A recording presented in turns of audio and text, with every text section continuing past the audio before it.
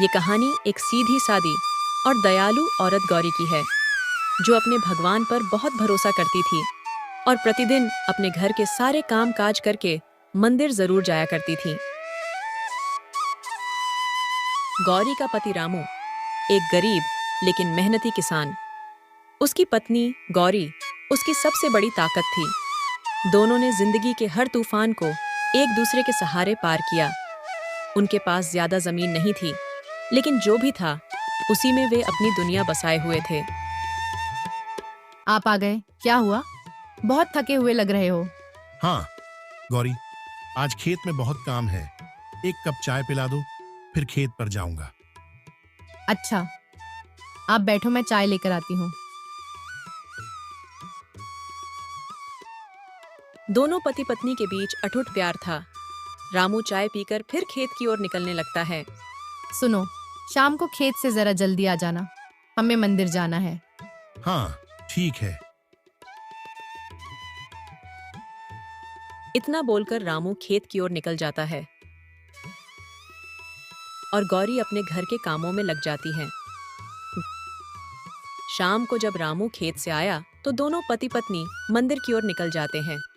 मंदिर जाने से पहले गौरी भगवान के भोग के लिए कुछ पकाकर जरूर ले जाती थी। मंदिर जाते वक्त गौरी ने एक बूढ़े व्यक्ति को पेड़ के नीचे बैठे देखा, जिसे देखते ही मालूम पड़ रहा था कि वो बूढ़ा आदमी काफी परेशान और भूखा है।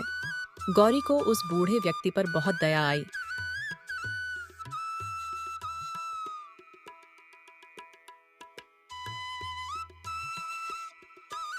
मंदिर में पूजा करने के बाद घर लौट वक्त गौरी सबसे पहले उस बूढ़े के पास गई और बोली, बाबा ये लो प्रसाद। बूढ़ा व्यक्ति प्रसाद लेकर बहुत खुश होता है।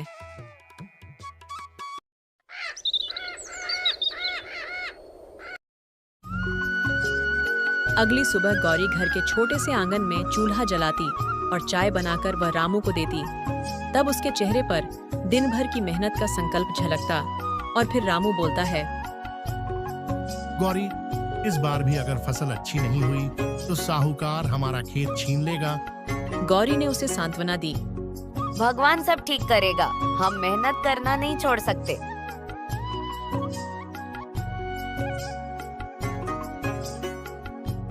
गौरी रामू को खेत भेज मंदिर के लिए निकल जाती है। रास्ते में उसे फिर वही बूढ़ा आदमी दिखता है। वो मंदिर से लौटते समय फिर उसे कुछ खाने को देती है। अब ये रोज की बात हो गई थी कि गौरी रोज उस आदमी के लिए खाना लेकर जाने लगी। वह बूढ़ा आदमी भी रोज गौरी का इंतजार करने लगा। एक दिन गौरी ने उससे पूछा, बाबा आप बहुत परेशान लगते हो, क्या आपका कोई घर नहीं है? क्या आपका इस दुनिया में कोई नहीं है? गौरी के कई बार पूछने पर भी उस आदमी ने कोई जवाब नहीं दिया। दूसरी तरफ गांव के साहूकार से लिया हुआ कर्ज पति पत्नी पर भारी होता जा रहा था। हर हफ्ते सूद बढ़ रहा था और साहूकार की धमकियां तेज हो रही थीं। एक दिन साहूकार ने साफ कह दिया, रामू, अगर इस महीने कर्ज नहीं चुकाया तो तुम्हारी जमीन और तुम्हारा घर दोनों मेरी हो जाएगी। रामू की आंखों में आंसू थे। उसने अपने जीवन का हर पल उस जमीन को संवारने में लगा दिया था। वह टूट चुका था, लेकिन गौरी ने उसका हौसला दिया और बोला, सुनो, आप परेशान मत हो, भगवान हमारे साथ कभी बुरा नहीं करेंगे। मुझे अपने भगवान पर बहुत भरोसा है। हाँ गौरी, तुम ठीक बोल रही हो। हमें हार नहीं माननी चाहिए। गौरी, मैं कल ही कुछ अच्छी किस्म की बीज लाने के लिए शहर जाऊंगा। मुझे आने में 2-3 दिन लग जाएंगे। तुम अपना ख्याल रखना। ठीक है जी, आप बेफिक्र होकर आराम से जाओ, यहाँ मैं सब संभाल लूंगी।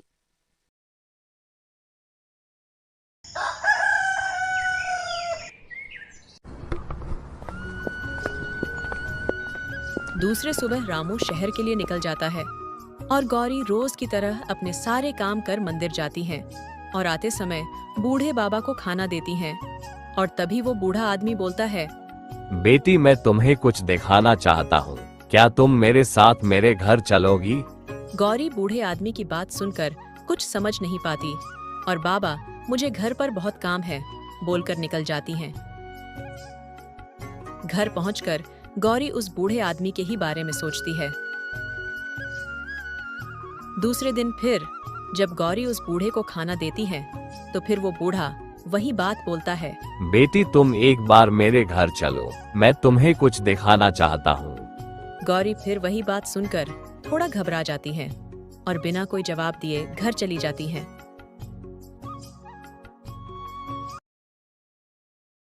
गौरी घर पहुंचकर थोड़ा असहज महसूस करती है और सोचती है, आखिर वो बाबा मुझे अपने घर जाने के लिए क्यों बोल रहे?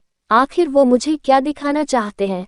मैं एक काम करती हूँ कि कल मंदिर ही नहीं जाऊंगी और जब मेरे पति आ जाएंगे तब उनको सारी बात बताकर बाबा के घर जाऊंगी।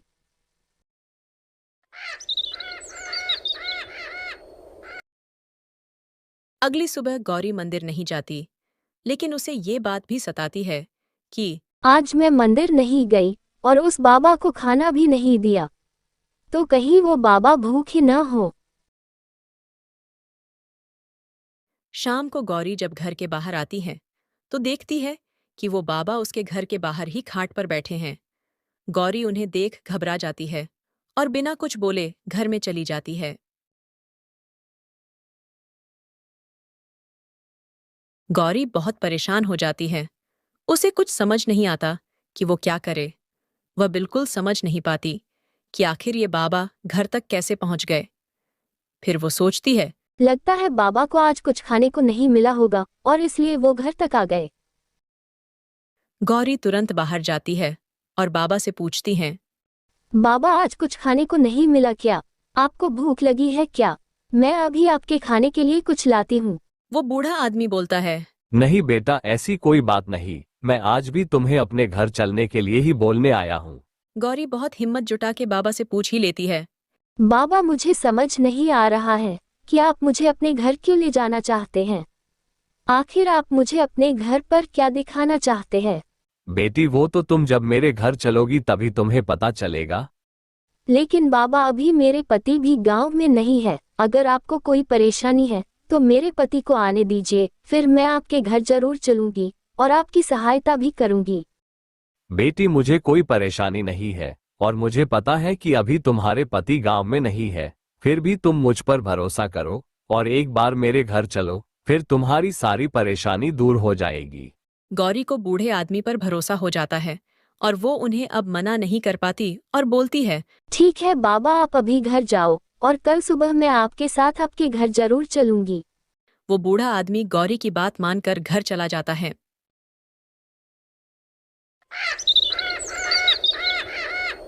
अगली सुबह गौरी घर से जैसे ही बाहर निकलती है, वो देखती है कि वो बूढ़ा बाहर ही है। वो सोचती है, घर के काम बाद में ही करूंगी, सबसे पहले इस बाबा के घर जाती हूँ और बाबा को बोलती हैं, चलो बाबा, अपने घर ले चलो मुझे। बाबा गौरी को अपने घर की ओर ले जाता है। थोड़ी देर बाद बाबा गांव के बाहर जंगल की तरफ जाने लगता है। गौरी थोड़ा घबरा जाती है और पूछती हैं, बाबा आपका घर कहाँ है? गांव तो पीछे छूट गया। बेटी तुम घबराओ मत, मेरा घर यही जंगल में है।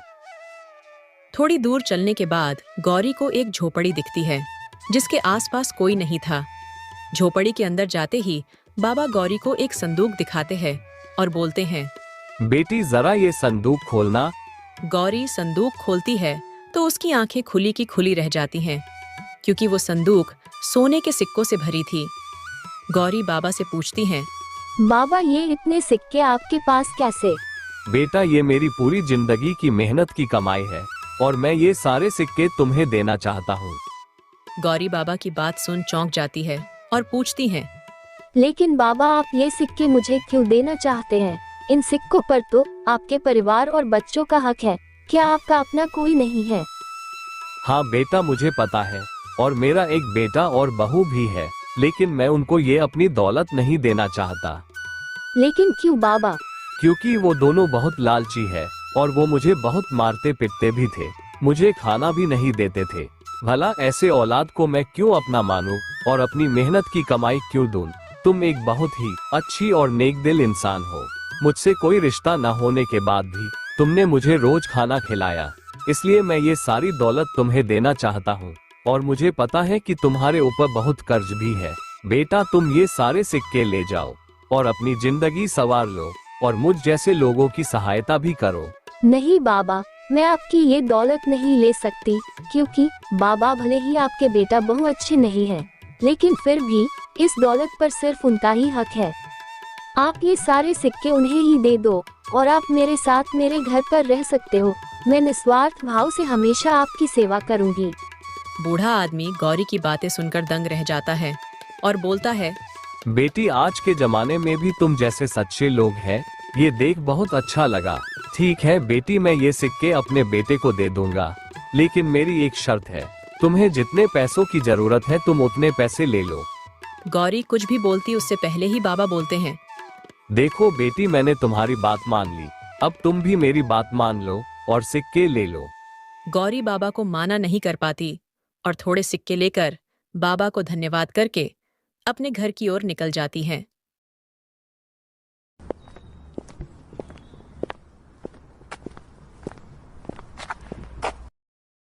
घर पहुंचते ही गौरी देखती है कि उसका पति रामू भी शहर से आ गया है। गौरी रामू को घर के अंदर ले जाती हैं और सारी बात बताती हैं।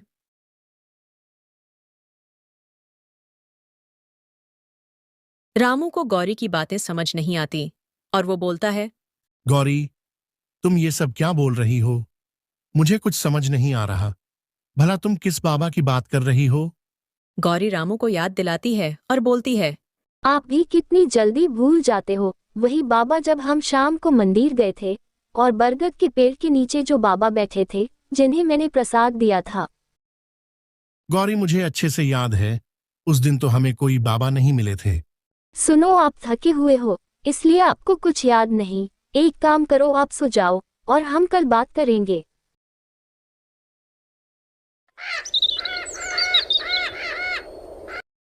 अगली सुबह गौरी रामू को बोलती हैं, सुनो, इससे पहले कि साहूकार पैसे मांगने आए, आप उसके पैसे लौटा आओ। गौरी, तुम ठीक बोल रही हो, मैं अभी साहूकार के पैसे लौटा के आता हूँ। गौरी रामू को तो भेज देती हैं, लेकिन मन ही मन वो सिर्फ बाबा के ही बारे में सोचती है। वो अपने घर के काम खत्म कर मंदिर की ओर निकल जाती है। आज गौरी को वो बाबा पेड़ के नीचे नहीं मिलते। गौरी आसपास के लोगों से उस बाबा के बारे में पता करती है, पर उस बाबा को किसी ने नहीं देखा था। गौरी को बड़ा आश्चर्य होता कि गांव के किसी व्यक्ति ने उस बाबा को नहीं देखा। कुछ महीनों बाद रामू उन पैसों से कर्ज तो चुका ही देता है, साथ ही वो अपनी झोपड़ी की जगह एक अच्छा घर भी बनवा लेता है। गौरी और रामू अब एक अच्छी जिंदगी जी रहे थे, लेकिन अब भी गौरी उस बाबा को भूल नहीं पा रही थी। एक दिन गौरी रामू से बोलती है, सुनो, मुझे एक बात अंदर ही अंदर सता रही है। आखिर वो बाबा कहाँ गए और मेरे सिवा उस बाबा को किसी ने नहीं देखा। भला ऐसे कैसे हो सकता है? गौरी, ये तो मुझे भी समझ नहीं आ रहा कि वो बाबा कौन थे। सुनो, हम एक काम करते हैं, हम जंगल में बाबा के घर पर चलते हैं। ठीक है गौरी। दोनों पति पत्नी उसी वक्त जंगल की ओर निकल जाते हैं। जंगल में पहुंचकर गौरी को बड़ा आश्चर्य होता है, क्योंकि वहां पर कोई झोपड़ी नहीं थी। ये क्या, यहाँ तो कोई झोपड़ी नहीं, लेकिन मुझे अच्छे से याद है कि वो बाबा मुझे यही लेकर आए थे। गौरी, हो सकता है कि तुम जंगल का रास्ता भूल गई होगी। नहीं, ऐसा बिल्कुल नहीं हो सकता, मुझे रास्ता अच्छे से याद है। गौरी बहुत परेशान हो जाती है। तभी वहां से एक साधु महाराज जा रहे थे। गौरी उस साधु के पास जाती है और उस बाबा के बारे में बताती हैं। बेटी, मैं इस जंगल में कई वर्षों से रह रहा हूं, लेकिन जैसा तुम बता रही हो, ऐसा कोई व्यक्ति इस जंगल में मैंने नहीं देखा। और तुम्हारी पूरी बात सुनने के बाद ये बोल सकता हूं कि तुम्हारी भगवान में इतनी आस्था और लोगों के प्रति निस्वार्थ सेवा को देख स्वयं भगवान ने तुम्हें दर्शन दिए हैं और तुम्हारी सहायता की है। बेटी, तुम्हें तो खुश होना चाहिए कि तुम्हें भगवान के दर्शन हो गए। जाओ, खुश रहो। गौरी को ये सारी बातें सुनकर बहुत खुशी होती है कि उसकी भक्ति सफल हो गई। रामू गौरी से बोलता है, गौरी, तुमने सही कहा था कि तुम्हें अपने भगवान पर भरोसा है और वो हमारी सहायता जरूर करेंगे। दोनों पति पत्नी खुशी खुशी घर की तरफ निकल जाते हैं। दोस्तों, हमें इस कहानी से ये सीख मिलती है कि हमें अपने कर्म अच्छे रखने चाहिए। क्योंकि हमें हमारे कर्मों का ही फल हर कदम पर मिलता है। और कितनी भी मुसीबत क्यों ना आ जाए, लेकिन हमें अपने भगवान पर हमेशा भरोसा रखना चाहिए, क्योंकि किसी न किसी रूप में वो हमारी सहायता जरूर करेंगे।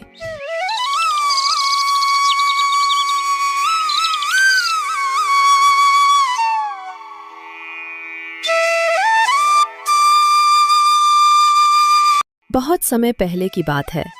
एक छोटे से गांव में दो बहनें रहती थीं। एक का नाम अनीता और दूसरे का नाम सुनीता था। अनीता की माँ बचपन में ही चल बसी थी, इसलिए उसके पिता ने दूसरी शादी कर ली थी। सौतेली माँ अनीता को बिल्कुल प्यार नहीं करती थी, हर वक्त उसे डांटते रहती थी। कहाँ मर गई थी तू? कब से बोल रही हूँ कि आटा पिसाला और तू अभी तक जंगल में है। क्या बस दिन भर घूमने के लिए पैदा हुई है? माँ, मैं पानी भरने गई थी और फिर सूखी लकड़ी भी ले आई। मुझे बहाने मत सुना। जब देखो तब रोनी सूरत लेकर खड़ी रहती है। न घर का काम ढंग से करती है, न खेत का। अब जल्दी जाकर गेहूं पिसवा ला।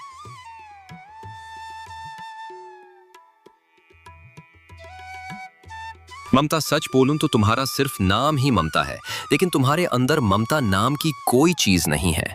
अब तुम्हें क्या हो गया है? क्या बोल रहे हो? और सच बोल रहा हूँ। क्या तुम्हें अनिता पर बिल्कुल दया नहीं आती?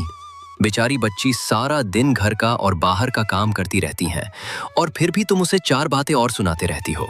तुम कभी सुनीता को कोई काम क्यों नहीं करने बोलती? वो तो सारा दिन गांव में घूमती रहती है। कभी उससे भी घर का कुछ काम करवा लिया करो। सुनो, तुम अपना काम करो, मुझे ज्यादा भाषण मत दो। अनीता, तुम क्या कर रही हो? पिताजी, माँ ने ये गेहूं पिसवाने को बोला है, बस वही ले जा रही हूँ।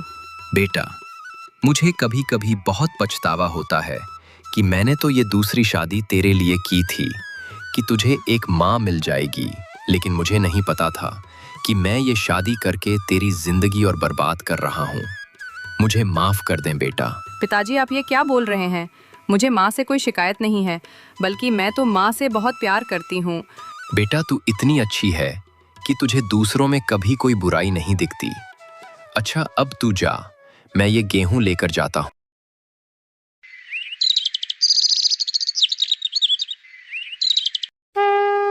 सुबह होते ही अनीता सबसे पहले मंदिर जाती और घर वापस आकर घर का सारा काम करती, और दोनों माँ बेटी सारा दिन गांव में घूमती रहती थी।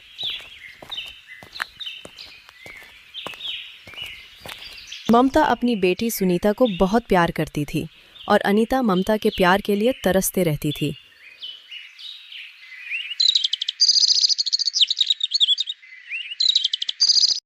कुछ महीनों बाद ममता ने दोनों बेटियों की शादी कर दी।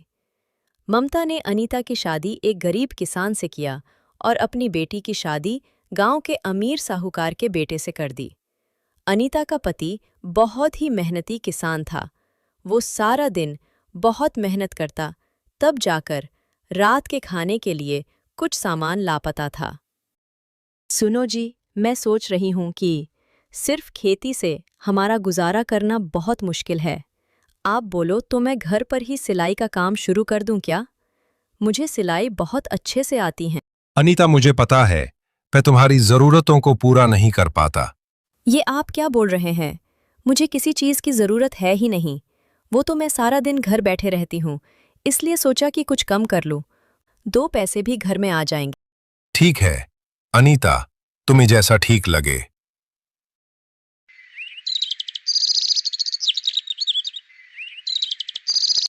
अगले दिन अनीता गांव की औरतों को अपने सिलाई के बारे में बताती हैं। तभी उसकी बहन सुनीता वहां आ जाती हैं और उसका मजाक बनाते हुए बोलती हैं, मैंने सुना है कि तुमने नया काम शुरू किया है। अब तुम लोगों के घर जाकर उनके कपड़े मांगोगी और सिलाई करोगी। चलो अच्छा है, खाने के लिए तुम लोगों के पास कुछ पैसे तो आ जाएंगे। वैसे मेरी ये साड़ी देखो, पूरे 2000 की है। कल ही मेरे पति ने दिलवाया है। वैसे तुम लोगों ने कभी 2000 रुपये देखे हैं? अनीता अपनी बहन की बात चुपचाप सुनती हैं और कुछ नहीं बोलती हैं। दूर खड़ा अनीता का पति सब कुछ देख रहा था। जब अनीता घर पर आई तो उसके पति मोहन ने पूछा, आज जब तुम्हारी बहन हमारी गरीबी का मजाक बना रही थी तो तुमने कुछ क्यों नहीं बोला? अरे आप बुरा मत मानो, सुनीता थोड़ी नासमझ है, उसकी बातों पर मैं ध्यान नहीं देती। अनीता, तुम किस मिट्टी की बनी हो? क्या तुम्हें कभी उन लोगों की बातों से कोई फर्क नहीं पड़ता? नहीं, मुझे किसी की बातों से कोई फर्क नहीं पड़ता, क्योंकि मैं जानती हूँ कि मैं कभी कोई गलत काम नहीं करती। और रही गरीबी की बात, तो मुझे मेरे भगवान पर पूरा भरोसा है। हमारे भी अच्छे दिन जरूर आएंगे।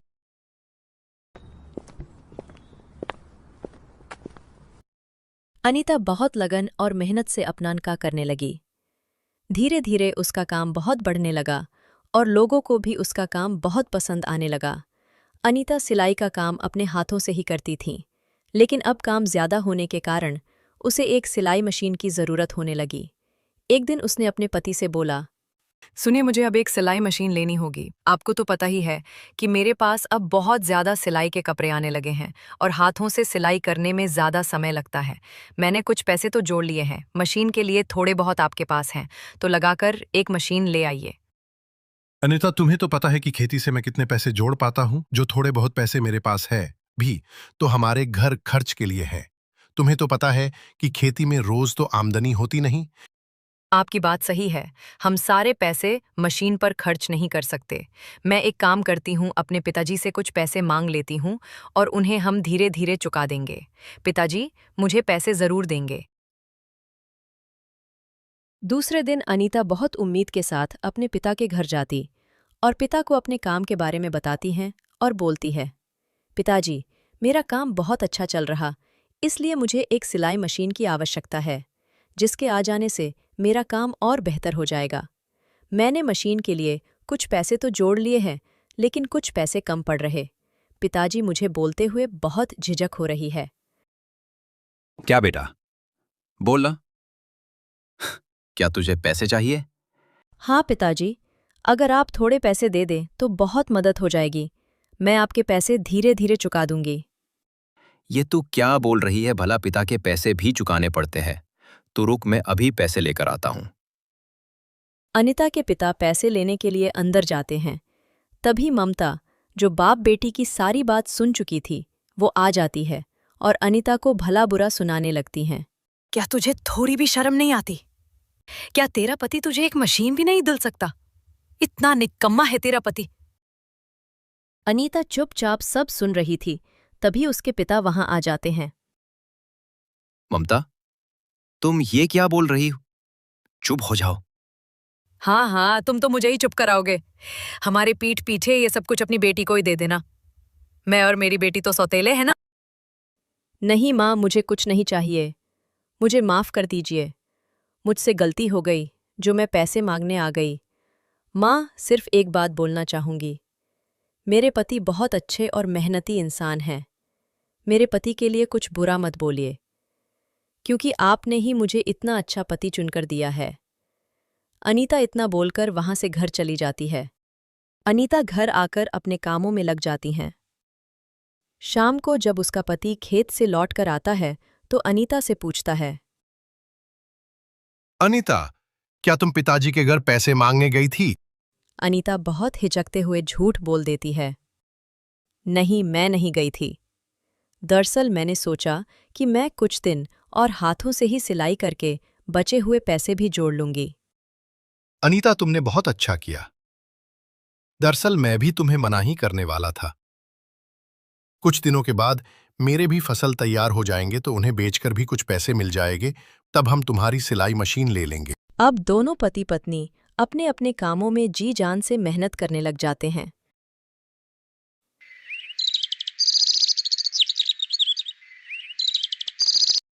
कुछ दिनों बाद एक दिन सुनीता अनीता के घर आती है। अनीता, अनीता, कहाँ हो तुम? अनीता सुनीता की आवाज सुनकर जल्दी से बाहर आती है। अरे सुनीता, तुम यहाँ? तुम्हें यहाँ देखकर बहुत खुशी हुई। आओ बहन, अंदर आओ। मैं कोई तुम्हारे घर बैठने नहीं आई हूँ। दरअसल पिताजी ने मेरे नौकर से खबर भिजवाया है, माँ की तबीयत बहुत खराब है, इसलिए हम दोनों को घर बुलाया है। क्या माँ की तबीयत खराब है? हाँ, और मैं घर ही जा रही हूँ। तुम्हें भी चलना है तो साथ चल। हाँ हाँ सुनीता, मैं भी तुम्हारे साथ चलती हूँ।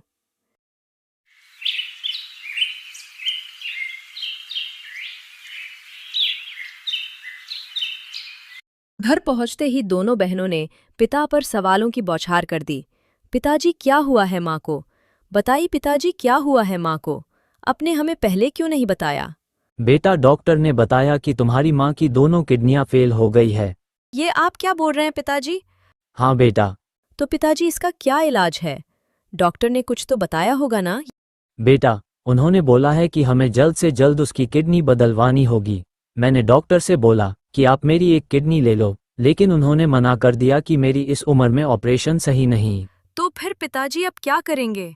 सुनीता, डॉक्टर ने बोला है कि तुम ममता की अपनी बेटी हो, तो तुम्हारी किडनी उससे मैच करेगी। बेटा, क्या तुम दोगी अपनी माँ को किडनी? पिता की ये बात सुनकर सुनीता गुस्सा हो जाती है। पिताजी, ये आप क्या बोल रहे हैं?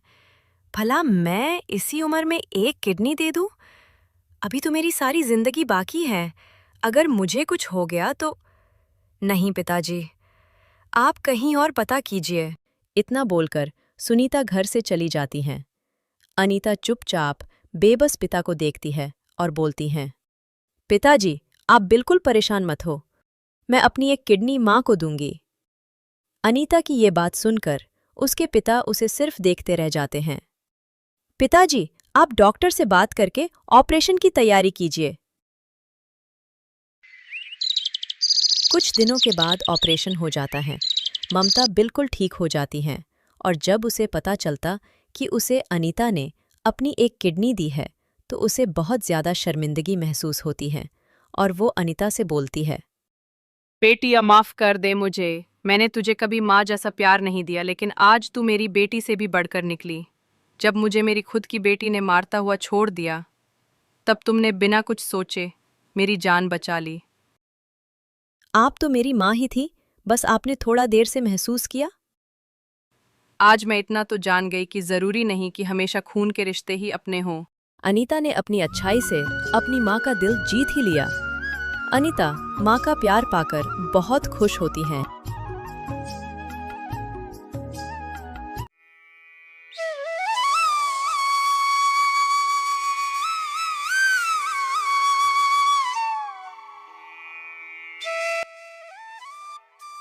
नदी किनारे एक गरीब बुढ़िया अकेली छोटी सी झोपड़ी में रहती थी। वो गांव के लकड़हारे से लकड़ियां लेकर गांव के घरों तक पहुंचाती। यही उसकी रोजी रोटी थी। अरे आ गई अम्मा, आज कितनी लकड़ियां लेकर जाओगी? वो वाला गट्ठर दे दो बेटा। अरे पर उठा लोगी इसे? सिर में थोड़ा सा दर्द तो है, पर पेट भरने के लिए उठा लूंगी। ला जरा, सर पर तो रखवा दे। लकड़हारे ने लकड़ियों का गट्ठर उसके सर पर रख दिया। सुन, इसकी पैसे कल दे दूंगी, अब चलती हूँ। सुनो जी, आप इस बुढ़िया से तुरंत ही पैसे ले लिया करो। ये रोज रोज आपको कल का कहकर बुद्धू बनाती है। लकड़हारा हंसने लगा। कल सुबह 2 रुपए देकर कहेगी बाकी कल दे दूंगी। इसका कल कभी नहीं आता। ऊपर से और लकड़ियां उठाकर ले जाती है, नासपीटी कहीं की। अरे जाने दो, बेचारी बूढ़ी है, कोई नहीं है इसका। इस उम्र में भी देखो बेचारी को घर घर जाकर लकड़ियां बेचनी पड़ती है। हाँ, तो इसमें हमारी क्या गलती है? अरे तो थोड़े पैसे ही तो कम देती है भाग्यवान। बाकी लोग तो पूरे पैसे देते हैं ना, और फिर अपना काम तो चल जाता है। आप भी नहीं मानते, करो समाज सेवा, मुझे क्या। पत्नी मुंह बनाकर अंदर चली गई। गांव के एक घर में बुढ़िया ने लकड़ी का ढेर नीचे रखा।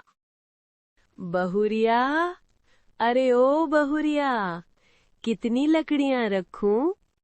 चूल्हे के लिए 20 चाहिए, और आजकल रात को थोड़ी ठंड हो जाती है तो तापने के लिए भी लकड़ी चाहिए। अच्छा, तो मैं कल ज्यादा लकड़ी ले आऊंगी। आज सिर में थोड़ा दर्द था तो कम लकड़ियां लाई हूँ। बाकी घरों में भी देनी है, वरना सब नाराज हो जाएंगे। ठीक है, आज चूल्हे के लिए जितना रोज देती हो रख दो, कल ज्यादा ले आना। हाँ, ये ठीक है। सुनो, अभी जाना नहीं, मैं अभी आती हूँ। बुढ़िया ने पैसे अपनी साड़ी के पल्लू में बांधे और गट्ठर से लकड़ी निकालकर रखने लगी। ये लो अम्मा, खा लो। बुढ़िया उसे देखती है। अरे अम्मा, बासी नहीं है, एकदम ताजी है, अभी थोड़ी देर पहले ही बनाई है। अरे बहुरिया, वो बात नहीं है। तू मुझे रोटी दे रही हो, तेरी सास ने देख लिया तो तुझ पर गुस्सा करेगी। नहीं नहीं, वो घर में नहीं है, अभी तक नहीं आई। कितने दिनों के लिए बाहर गई है? अभी भी लगभग 14 से 15 दिन और लगेंगे उन्हें आने को। सुन, ये बाकी की लकड़ियां मेरे सर पर रखवा दे। अम्मा, तुम भूखे पेट लकड़ी सर पर उठाती हो ना, इसीलिए सर दुखता है। मेरे यहाँ एक रोटी रोज खा लिया करो, कोई हर्जा नहीं होगा। और जो तुम्हारी सास ने वापस आकर गुस्सा किया तो उन्हें मैं समझा दूंगी, वो कुछ नहीं बोलेंगी। भगवान तेरा भला करे, चल सदा सुखी रह। इतना कहकर बुढ़िया चली जाती हैं।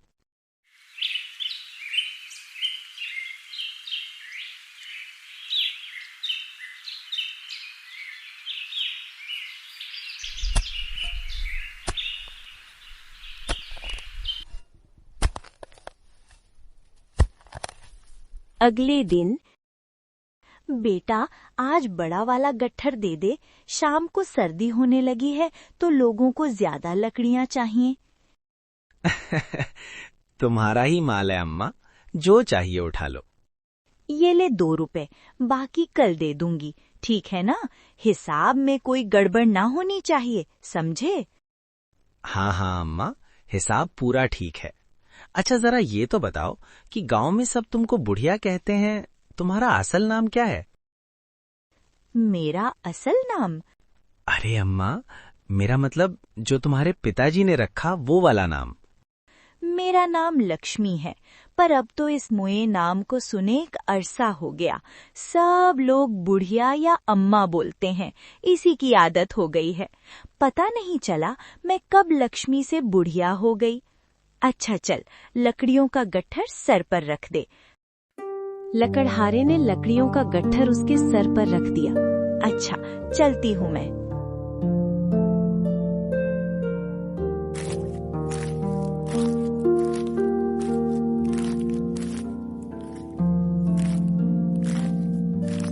गांव में एक घर के अंदर आंगन में लगे पेड़ के नीचे लकड़ी का ढेर रखकर बुढ़िया बैठ जाती है।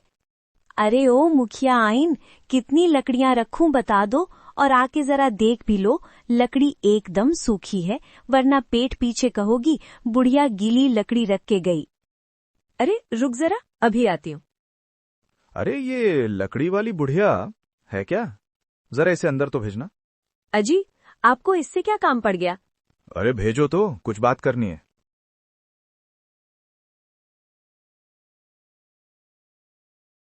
मैं लकड़ियां देखती हूँ, तू अंदर जा। मुखिया जी ने बुलाया है। मुखिया जी ने बुलाया है? क्यों, कोई गलती हो गई क्या? अरे मुझे क्या पता, जाके खुद पूछ ले। अरे बुढ़िया, आओ आओ, कैसी हो तुम? जी, बस आपकी कृपा है। अच्छा तुम वहाँ गांव के बाहर नदी के पास वाले झोपड़े में रहती हो ना? हाँ मुखिया जी। अच्छा, तो वहाँ अकेले रहती हो? पास में कोई दूसरा झोपड़ा नहीं है? डर वर नहीं लगता तुम्हें? पहले तो लगता था, अब आदत हो गई है। अच्छा ठीक है। सत्यपाल मुस्कुराकर वहां से चला गया। बुढ़िया सारी लकड़ियां बेचकर घर पहुंचती है। पता नहीं मुखिया के दिमाग में क्या चल रहा। पहले तो उसने कभी बात नहीं की, भला आज क्यों इतनी पूछताछ कर था।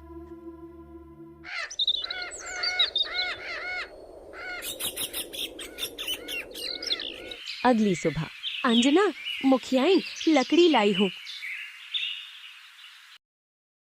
अरे उसे अंदर बुला लो। ठीक है, लेकिन थोड़ा संभल कर बात करना। बुढ़िया माँ अंदर आ, जरूरी बात करनी है तुझसे। इसकी जरूरी बातों से तो मेरा मन घबरा जाता है। बुढ़िया ने देखा मुखिया और अंजना खुसुर फुसुर कर रहे थे और उसे देखते ही चुप हो गए। मुखिया ने अंजना को इशारा किया, आप बात करो, मैं अभी आती हूँ। देखो बुढ़िया, तुमने ये बात गांव में तो सुनी होगी कि मैं अपने बेटे के लिए ईंटों की भट्टी लगवाना चाहता हूँ। ये तो बहुत अच्छी बात है। ईंट की भट्टी नदी के पास ही लगे तो अच्छा रहता है। मिट्टी आसानी से मिल जाती है और गांव से ज्यादा दूर भी नहीं पड़ती। मैं समझी नहीं, आप कहना क्या चाहते हो? नदी के पास पंचायत की जो जमीन है उस पर मुझे ईंट की भट्टी लगानी है। जमीन के बीच में तुम्हारी झोपड़ी है तो उसे हटाना होगा। ये सुनते ही बुढ़िया के पैरों तले जमीन खिसक जाती है। मुखिया जी, ये आप क्या बोल रहे हैं? वो झोपड़ी ही मेरा सब कुछ है, मैं कहाँ जाऊंगी? देखो, मैंने सब पता किया है, वो जमीन पंचायत की है, समझी? तुम्हारा उस पर कोई हक नहीं, तो उसे जितनी जल्दी हो सकता है खाली कर दो। नहीं नहीं मुखिया, ये मुझसे ना हो पाएगा। तुम तो पहले गांव में ही रहती थी ना? हाँ, 40 साल पहले ब्याह के इसी गांव में आई थी। मदन के पास वाला घर था हमारा। 15 साल पहले मेरे पति चल बसे, तब घर बेचना पड़ा। अरे अरे, ये रोना धोना मत करो यहाँ पर। मैं तुम पर कोई अन्याय नहीं कर रहा हूँ। तुम गलत तरीके से इतने सालों से उस जमीन पर रह रही हो। मैंने सब दिखवा लिया है। पंचायत ने ना तो जमीन का वो टुकड़ा तुम्हारे नाम किया, ना तुम्हें किराए पर दिया है, समझी? किराया? मेरी किराया देने की हैसियत नहीं है। किसी तरह मेहनत करके पेट पाल रही हूँ। देखो बुढ़िया, ये सब मैं नहीं जानता कि तुम किस हक से वहाँ रह रही हो। मुखिया ने कहा था मुझे वहाँ रह लो। वो झोपड़ी भी उसी ने बनवाई थी। तुम किस मुखिया की बात कर रही हो? तुमसे 3 मुखिया पहले जो आया था ना, मोहनलाल, उसने मुझे ये झोपड़ी बनवा कर दी थी। बदले में तुमने क्या दिया उसे? मैंने उसे अपना मंगलसूत्र दिया था। पति के जाने के बाद वो मेरे काम का ना रहा, तो मैंने उस मुखिया को दे दिया था। उसका कोई सबूत है या ऐसे ही कहानी बना रही हो? नहीं नहीं, ये सच्ची बात है। अच्छा, तो ऐसा करो, तुम्हारे पास जमीन के उस टुकड़े का कोई कागज है तो दिखा दो, या तुमने मोहनलाल को जो अपना गहना दिया है उसका सबूत दो, वरना जमीन खाली करनी पड़ेगी। इतना बोलकर मुखिया वहाँ से निकल जाता है और बुढ़िया हाथ जोड़कर गिड़गिड़ाते रह जाती है।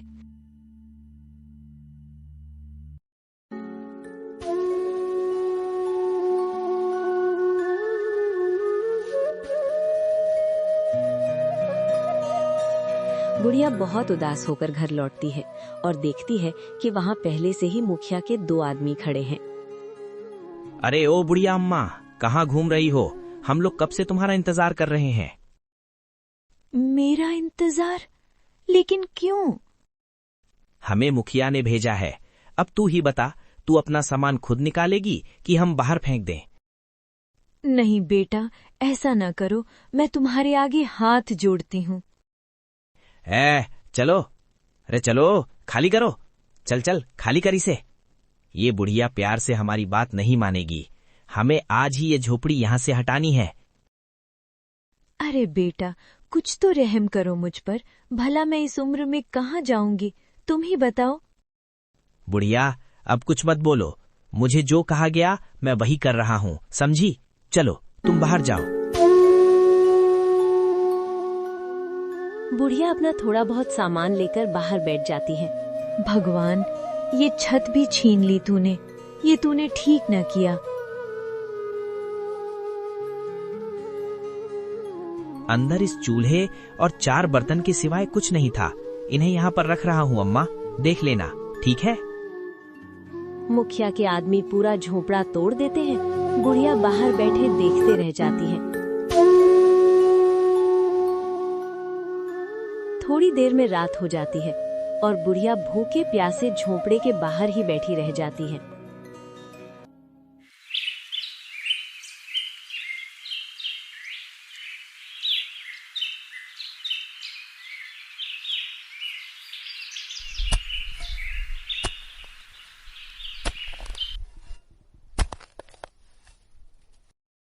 अरे सुनो, बुढ़िया अम्मा कल से नहीं आई, कुछ बोलकर गई हैं क्या तुम्हें? मीरा, तुम्हारी तबीयत तो ठीक है ना? हाँ, मुझे क्या हुआ है? और हंस क्यों रहे हो? जो पूछ रही हूँ उसका जवाब दो। मीरा, भला तुम्हें अम्मा की चिंता कब से हो गई? वैसे मैं भी वही सोच रहा हूँ कि अम्मा कल से क्यों नहीं आई, कहीं बीमार तो नहीं पड़ गई? दोनों बातें कर ही रहे थे कि गांव लता भी आ जाती है। भैया, कुछ लकड़ियां देना जरा। हाँ बहन, अभी देता हूँ। भाई, वैसे ये बताओ, गांव की बुढ़िया अम्मा कहाँ है? कल से वो मेरे घर नहीं आई। लता बहन, अभी हम दोनों भी यही बात कर रहे थे कि अम्मा कल से लकड़ियां लेने नहीं आ रही। कहीं कोई बात तो नहीं? हो सकता है उनकी तबीयत ठीक नहीं होगी। क्यों ना हम उनके घर चलकर पता करें? हाँ, तुम ठीक बोल रही हो। उसका तो इस दुनिया में कोई भी नहीं। चलो चलकर देखते हैं। तीनों बुढ़िया के घर की ओर निकल जाते हैं। बुढ़िया के घर के पास पहुंचते ही तीनों दंग रह जाते हैं। झोपड़ी पूरी टूटी हुई और बुढ़िया बेसुध पड़ी थी। लकड़हारा दौड़ कर जाता है। अम्मा, अम्मा, इसका तो पूरा बदन बुखार से टप रहा है। अरे अम्मा को क्या हुआ? इन्हें जल्दी घर लेकर चलो। हाँ। तीनों मिलकर कैसे भी बुढ़िया अम्मा को अपने घर ले जाते हैं। आखिर अम्मा की झोपड़ी तोड़ी किसने? हाँ, ये तो सोचने वाली बात है। आखिर अम्मा से किसकी इतनी दुश्मनी? अब तो इसका जवाब अम्मा ही देगी। मीरा बहन, मैं चलती हूँ। कोई मदद चाहिए होगी तो जरूर बताना। थोड़ी देर में बुढ़िया को होश आया। अम्मा, अम्मा आप कैसी हो? बेटा, मैं यहाँ तुम्हारे घर पर कैसे? अम्मा, तुम अपनी झोपड़ी के पास बेहोश पड़ी थी, तो हम तुम्हें यहाँ ले आए। बेटा, तुम मुझे यहाँ क्यों लेकर आए? मुझे वहीं मरने के लिए छोड़ देते। अम्मा, ये तुम क्या बोल रही हो? हाँ बेटा, मेरा मर जाना ही ठीक है। एक झोपड़ी थी, वो भी मुखिया ने तुड़वा दिया। ये क्या बोल रही हो अम्मा? मुखिया ने ऐसा किया? क्यों? वो बोल रहा कि उसे उस जमीन पर अपने बेटे के लिए ईंट की भट्टी लगवानी है और मेरे पास उस जमीन के कागजात नहीं। अच्छा, अम्मा तुम चिंता मत करो, मैं उस मुखिया को सबक जरूर सिखाऊंगा। हाँ अम्मा, और तुम अब हमारे साथ ही रहो। लकड़हारा ने तुरंत गांव के चौक पर जाकर सबको इकट्ठा किया। क्या हुआ भाई, तुमने हम सबको यहाँ क्यों इकट्ठा किया है? भाइयों, तुम लोगों को तो पता है कि मुखिया ने नदी किनारे वही बुढ़िया अम्मा की झोपड़ी तोड़ दी। क्या? ये तुम क्या बोल रहे हो? पर उसने ऐसा क्यों किया? लकड़हारा सारी बात बताता है। आज अम्मा की झोपड़ी टूटी है, कल हम में से किसी की भी बारी आ सकती है। अगर हम चुप रहे तो गलत और बढ़ेगा। गांव वाले पहले डर रहे थे, पर धीरे धीरे एक बूढ़े किसान ने कहा, हाँ बेटा, तुम सही बोल रहे हो। बुढ़िया ने सालों तक हमारी मदद की है, अब हमारी बारी है। पर मुखिया से कौन भिड़ेगा? भिड़ना नहीं है, साथ खड़ा होना है। अगर हम सब मिल जाएं तो कोई एक झोपड़ी नहीं गिरा सकता। और फिर क्या था? अगली सुबह पूरा गांव अम्मा की टूटी झोपड़ी के पास था। कोई बांस लेकर आया, कोई नई खपरेल, कोई मिट्टी गूंथ रहा था और लकड़हारा खुद सबसे आगे खड़ा था।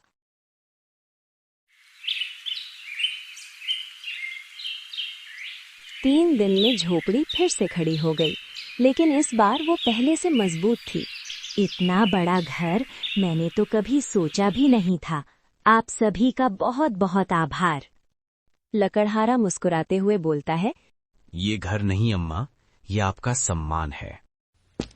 तभी मुखिया वहां आता है। मुखिया तेज आवाज में बोलता है, ये घर किसकी इजाजत से बनाया गया है? इजाजत इंसानियत से ली है और ये जमीन भी अम्मा की है। सबूत है तुम्हारे पास? तभी भीड़ से गांव का बूढ़ा पंडित आगे आता है। हाँ है, पुराने कागज मेरे पास हैं। ये जमीन अम्मा के पति ने खरीदी थी, तुम्हारे पिता के सामने सौदा हुआ था। कागज मुखिया के हाथ में दिए जाते हैं। मुखिया के चेहरे का रंग उड़ जाता है। जब उसने देखा कि पूरा गांव एकजुट है तो उसकी हिम्मत जवाब दे गई। उसे समझ आ गया, डर से राज जलता है लेकिन एकता से गांव।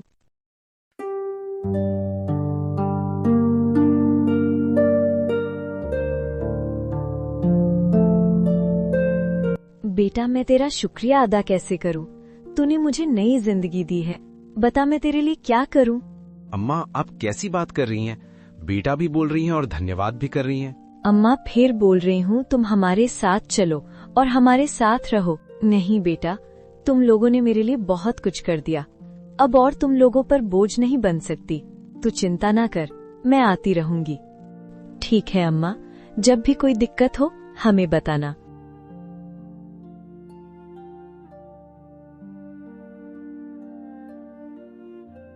अम्मा को कितना बोला कि हमारे साथ रहो, लेकिन अम्मा नहीं मानी। मीरा अम्मा गरीब है, पर आत्मसम्मान बहुत है उसमें। ये झोपड़ी घर नहीं, उसका सम्मान है।